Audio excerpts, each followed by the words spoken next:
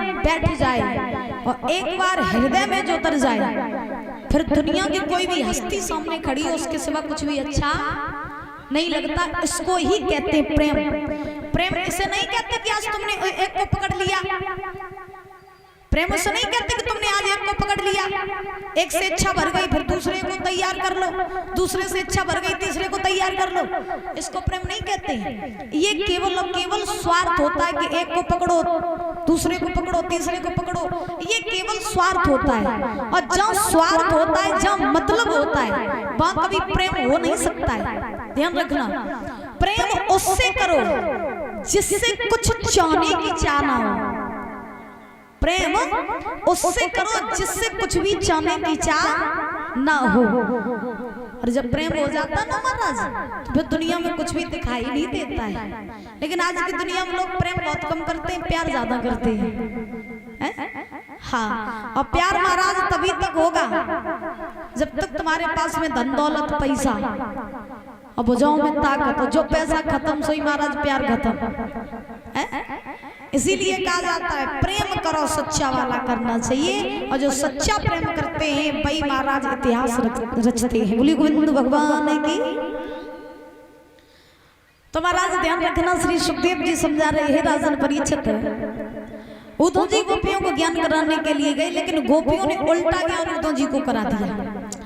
उसके बाद में जब भगवान ने देखा कि जरासंध के उत्पात बढ़ते जा रहे हैं, तो जब जरासंध के उत्पात बढ़ते गए तो भगवान ने जरासंध की वजह से अपनी मथुरा की सारी प्रजा को साथ लिया। साथ लेकर के विश्वकर्मा के द्वारा समुद्र के अंदर एक नगरी बसाई जिसका नाम पड़ा द्वारका। और भगवान सारे मथुरा वासियों को साथ लेकर के द्वारका में रहने लगे। और जब द्वारका में रहने लगे हैं बड़े आनंद से, द्वारका के राजा कन्हैया बने। उसके बाद में कन्हैया के बड़े भैया थे बलराम। तो बलराम का विवाह हुआ अर्शुत नगरी के राजा थे जिनका नाम था रेवतक। रेवतक की कन्या थी जिनका नाम था रेवती। रेवती के साथ में बलराम जी का विवाह हुआ। और विवाह होने के बाद में बलराम द्वारका में आए, बड़े आनंद से रहने लगे। अब परीक्षित महाराज ने प्रश्न किया सुखदेव जी महाराज से, प्रभु हमें ये बताइए कि प्रभु श्री कृष्ण के विवाह कैसे हुए। मैंने ये सुना है कि भगवान श्री कृष्ण के विवाह एक नहीं दो नहीं बल्कि 16,108 हुए। कैसे हुए, क्यों हुए, कृपया करिए प्रसंग मुझे सुना दीजिए। तब सुखदेव जी महाराज ने जवाब दिया कि हे राजन परीक्षित, अगर तुम सुनना चाहते हो तो मैं तुम्हें जरूर सुनाऊंगा। भगवान कन्हैया का सर्वप्रथम विवाह महाराज रुक्मिणी के साथ हुआ। ये रुक्मिणी कौन थी? प्रमाण ये मिला है कि महाराज द्वापर युग में कुंदनपुर नाम की नगरी थी। कुंदनपुर नाम की नगरी थी। आज तो फिलहाल में वो कुदरकोट के नाम से प्रसिद्ध है और हम भाई कुदरकोट के ही रहने वाले हैं। हाँ, रुक्मिणी जो थी वे हमारी गांव की थी महाराज। तो ध्यान रखना, कुंदनपुर नाम की नगरी थी, उसमें राजा भीष्मक राज्य करते थे।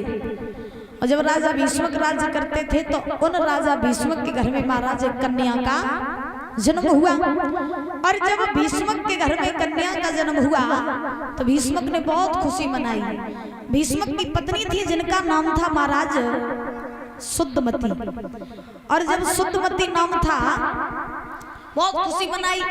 भीष्मक के घर में 5 पुत्र थे। 5 पुत्रों के बाद एक कन्या का जन्म हुआ। तो जब महाराज खुशी मनाई गई है, बड़े बड़े संत महात्मा आए, भीष्मक ने बहुत सारा महाराज धन दान किया। और जब धन दान किया तो करने के बाद में उसी समय बाबा नारद आए।